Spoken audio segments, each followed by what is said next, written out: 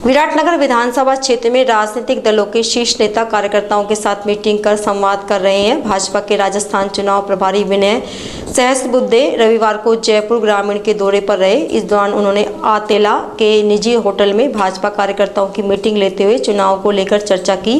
उन्होंने जयपुर ग्रामीण लोकसभा क्षेत्र से भाजपा प्रत्याशी राव राजेंद्र सिंह को जिताने के लिए कार्यकर्ताओं से एकजुट होकर मेहनत करने की बात कही।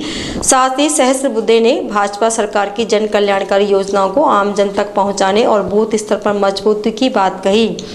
इस दौरान पत्रकारों से बात करते हुए सहस्त्रबुद्धे ने कहा कि राजस्थान में 25 सीटों पर जीत के साथ देश में तीसरी बार मोदी के नेतृत्व में सरकार बनने जा रही है। वहीं कैबिनेट मंत्री कर्नल राज्यवर्धन सिंह राठौड़ ने कहा कि भ्रष्टाचार को लेकर भाजपा में जीरो टॉलरेंस की नीति है। अगर किसी पर कोई जांच दर्ज चल रही है तो वह जांच चलती रहेगी, उससे साफ होकर निकालना उस व्यक्ति की ही जिम्मेदारी है। विकसित भारत में महिलाओं और युवाओं की भूमिका पर बोलते हुए राठौड़ ने कहा कि आज दुनिया में व्यापार और सर्विस इंडस्ट्री के लिए भारत के युवाओं को तैयार करना तथा नारी शक्ति को अर्थव्यवस्था के साथ सामाजिक और राजनीतिक व्यवस्था में जोड़ना अगले 25 साल के लिए बहुत महत्वपूर्ण है। यह भारत के बदलाव में महत्वपूर्ण कदम होगा। नारी शक्ति और युवाओं का भारत के निर्माण में महत्वपूर्ण योगदान है। इस दौरान पूर्व विधायक निर्मल कुमावत समेत कई भाजपा कार्यकर्ता मौजूद रहे।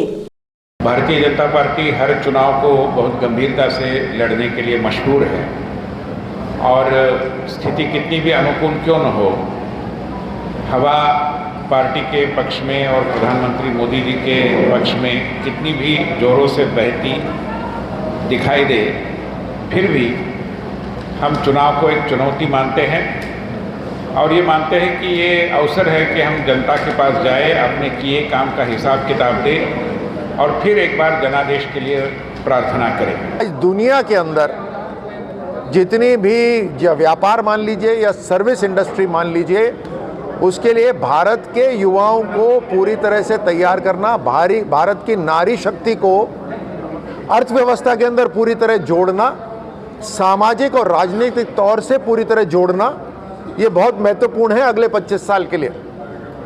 और यही एक बहुत बड़ा कारण रहेगा भारत के बदलाव के अंदर, चाहे वो आर्थिक हो चाहे वो सामाजिक हो। नारी शक्ति का और युवाओं का आने वाले भारत और आज के भारत में बहुत बड़ा योगदान है।